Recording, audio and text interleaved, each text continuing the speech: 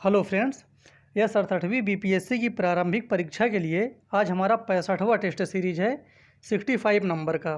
इसमें टोटल 30 प्रश्न दिए गए हैं। आधुनिक इतिहास से 10 प्रश्न हैं, जीव विज्ञान से 10 प्रश्न हैं और संविधान से 10 प्रश्न हैं। जितने भी इसमें प्रश्न दिए गए हैं सभी बहुत ही महत्वपूर्ण हैं। आप लोग इसको पूरा अंत तक ज़रूर देखिए, काफ़ी क्वेश्चंस आपको मिलेंगे इसमें करने के लिए। हम लोग देखते हैं आज का पहला। बंगाल के नवाब सिराजुद्दौला के समय ब्लैक होल की घटना कब घटी? ये ब्लैक होल की घटना बताना है, ये कब हुई थी?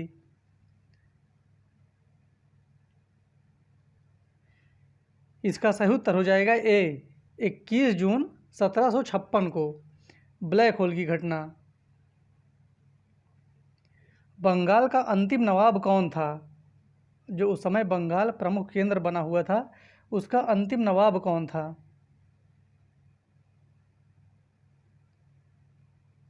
इसका सही उत्तर हो जाएगा ए, मुबारक उद दौला। ये बंगाल का अंतिम नवाब था और बहुत ही महत्वपूर्ण प्रश्न है, ये आ भी चुका है एग्जाम में।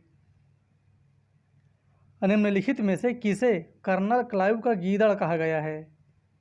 किस व्यक्ति को कर्नल क्लाइव का गीदड़ कहा जाता है?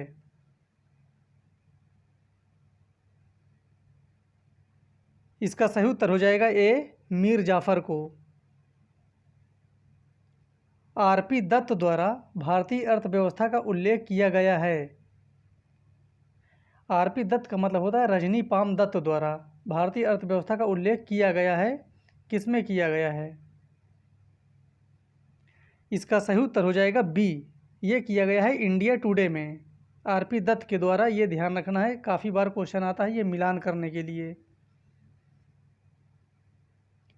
स्थायी बंदोबस्त के अंतर्गत ब्रिटिश भारत का लगभग कितना प्रतिशत क्षेत्रफल सम्मिलित किया गया था? स्थायी बंदोबस्त के अंतर्गत, ये ध्यान देना है।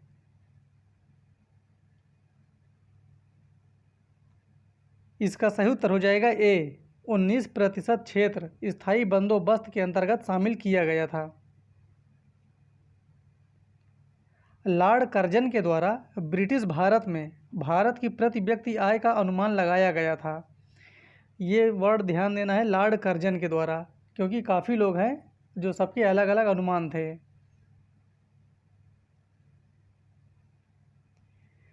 इसका सही उत्तर हो जाएगा सी, उस समय जो भारत की प्रति व्यक्ति आय थी वो थी 30 रुपये लॉर्ड कर्जन के अनुसार। और इसके बारे में थोड़ा सा देखते हैं, ये भी क्वेश्चन आता है। जैसे दादा भाई नौरोजी के अनुसार 20 था, लॉर्ड कर्जन के अनुसार 30, विलियम डिग्बी के समय 18 और वी राव के समय 62 रुपये। परंपरागत भारतीय हस्तशिल्प उद्योग के पतन पर किस गवर्नर ने कहा कि इस दुर्दशा का व्यापार के इतिहास में जोड़ नहीं, भारतीय बुनकरों की हड्डियां भारत के मैदान में बिखरी पड़ी हैं? ये बात किसने कहा था? इसका सही उत्तर हो जाएगा बी, विलियम बेंटिंक के द्वारा।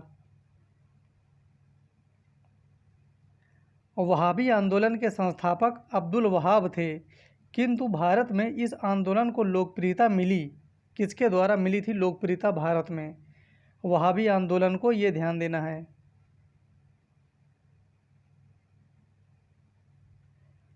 इसका सही उत्तर हो जाएगा डी, सैयद अहमद बरेलवी के द्वारा इसको लोकप्रियता मिली थी भारत में। भील विद्रोह का प्रमुख प्रभावित क्षेत्र था, ये जो भील विद्रोह था ये कहाँ पर केंद्रित था? किस जगह पर इसका प्रभाव सबसे ज़्यादा था? इसका सही उत्तर हो जाएगा सी, ये था राजस्थान में। भारत में शिक्षा के अधोमुखी निस्यंदन सिद्धांत का प्रवर्तक किसे माना जाता है?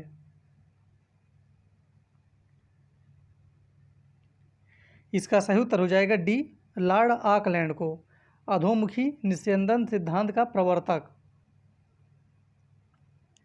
चेचक होने का कारण है, अब आपको क्वेश्चन 11 से क्वेश्चन 20 तक जीव विज्ञान के प्रश्न मिलेंगे। ये जो चेचक होता है इसका कारण क्या है? इसका सही उत्तर हो जाएगा बी, वेरिओला वायरस है। वेरिओला वायरस, ये याद रखना, काफ़ी बार एग्जाम में पूछा भी गया है। ये निम्नलिखित में से हीमोफीलिया का लक्षण कौन सा है? हीमोफीलिया का लक्षण बताना है। इसका सही उत्तर हो जाएगा बी, रक्त का थक्का न जमना। वर्णांध व्यक्ति किन रंगों में भेद नहीं कर पाता है? काफ़ी सिंपल सा प्रश्न है, ये काफ़ी इंपॉर्टेंट भी है। इसका सही उत्तर हो जाएगा बी, लाल और हरे रंग के भेद में इसका भेद नहीं कर पाता है, इसे पहचान नहीं पाता है लाल और हरे रंग को। मानव जाति की बेहतरी, जिसको सुधार कहते हैं, के लिए आनुवांशिक नियमों का अनुप्रयोग करने का संबंध किससे है? इसका सही उत्तर हो जाएगा बी, सुजनिनकी से। ये प्रश्न यूपी पीसीएस में आया भी है। प्रथम मानव हृदय का प्रत्यारोपण किस वर्ष किया गया था? देखिए, बीपीएससी फैक्ट क्वेश्चन भी काफ़ी पूछता है, इसलिए आप लोग फैक्ट पर भी ज़्यादा ध्यान देंगे। और इसका सही उत्तर हो जाएगा ए, 1967 में प्रथम मानव हृदय का प्रत्यारोपण किया गया था। निम्नलिखित में से कौन सा जानवर बिना पानी पिए सबसे लंबी अवधि तक रह सकता है?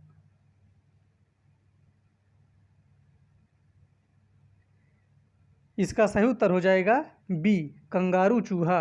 ये सबसे लंबी अवधि तक बिना पानी पिए रह सकता है और ये पाया जाता है सबसे ज़्यादा ऑस्ट्रेलिया में। अपराधी को पहचानने के लिए फॉरेंसिक विभाग निम्नलिखित में से किस तकनीकी का प्रयोग करता है?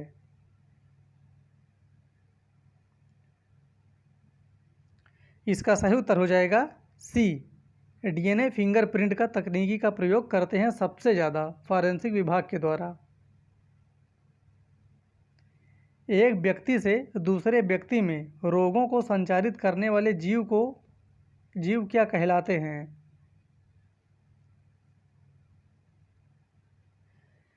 इसका सही उत्तर हो जाएगा ए, वो जीव वेक्टर कहलाते हैं जो रोगों को संचारित करते हैं एक व्यक्ति से दूसरे व्यक्ति में। वायरस द्वारा होने वाला रोग है, कौन सा रोग होता है वायरस से? इसका सही उत्तर हो जाएगा सी, ये जो सामान्य जुकाम होता है ये वायरस से ही होता है। यदि कोई मानवीय रोग विश्व के वृहद क्षेत्र में फैलता है तो उसे क्या कहते हैं? Pandemic, epidemic, endemic, epizootic. उपर्युक्त में से कोई नहीं, उपर्युक्त में से एक से अधिक। इसको कहते हैं एपिडेमिक। सही उत्तर हो जाएगा इसका बी। निम्नलिखित में से कौन संसद सदस्यों का सामूहिक विशेषाधिकार नहीं है? अब प्रश्न 21 से प्रश्न 30 तक संविधान के प्रश्न हैं और सभी प्रश्न बहुत ही सिलेक्टेड हैं। इसमें से कौन संसद सदस्यों का सामूहिक विशेषाधिकार नहीं है? इसका सही उत्तर हो जाएगा सी, साक्षी के रूप में उपस्थिति से स्वतंत्रता। ये विशेषाधिकार नहीं है। निम्नलिखित में से कौन संसद का अनन्य भाग नहीं है? इसका सही उत्तर हो जाएगा बी, उपराष्ट्रपति। ये संसद का अनन्य भाग नहीं है। बाकी जो 3 ऑप्शन दिए गए हैं वो तीनों संसद के भाग हैं। निम्नलिखित में से कौन सा एक प्रावधान भारतीय संविधान के अंतर्गत संसद के सदस्यों के विशेषाधिकारों तथा उन्मुक्तियों को निर्धारित करता है? उस अनुच्छेद को बताना है। इसका सही उत्तर हो जाएगा बी, अनुच्छेद 105। सेवानिवृत्ति होने के पश्चात सर्वोच्च न्यायालय के न्यायाधीश वकालत कर सकते हैं केवल सर्वोच्च न्यायालय में, केवल उच्च न्यायालय में, सर्वोच्च न्यायालय तथा उच्च न्यायालय में, किसी भी न्यायालय में नहीं, उपर्युक्त में से कोई नहीं, उपर्युक्त में से एक से अधिक। इसका सही उत्तर हो जाएगा डी, किसी भी न्यायालय में नहीं। सर्वोच्च न्यायालय में सेवानिवृत्ति की आयु है।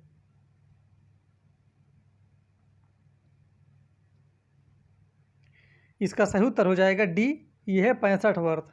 और उच्च न्यायालय में कितना है तो उसमें है 62 वर्ष।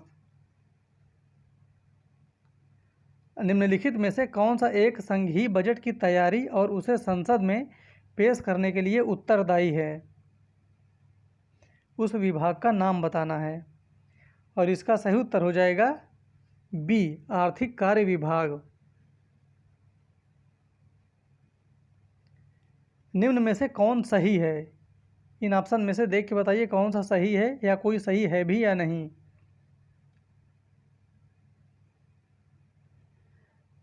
इसका सही उत्तर हो जाएगा सी, सामाजिक समानता संविधान में प्रत्याभूत है। ये लाइन बहुत ही इम्पोर्टेंट है, अक्सर एग्जाम में आता है। सामाजिक समानता संविधान में प्रत्याभूत है। भारत के संविधान की उद्देशिका में कितने प्रकार के न्याय की व्यवस्था की गई है?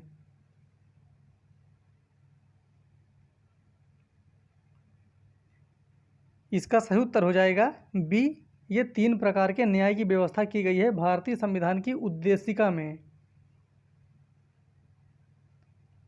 निम्नलिखित में से किस वाद में उच्चतम न्यायालय ने धारणा प्रस्तुत की कि उद्देशिका संविधान का भाग है? ये लाइन बहुत ही इम्पोर्टेंट है, ध्यान देना है। उद्देशिका संविधान का भाग है, ये बात उच्चतम न्यायालय के द्वारा कब कही गई थी? इसका सही उत्तर हो जाएगा सी, ये कहा गया था बम्बई बनाम यूनियन ऑफ इंडिया के द्वारा। भारतीय संविधान का कौन सा भाग और अध्याय संघ और राज्यों के बीच विधायी संबंध के बारे में है? यहाँ पर दोनों चीज़ बताना है, भाग और अध्याय।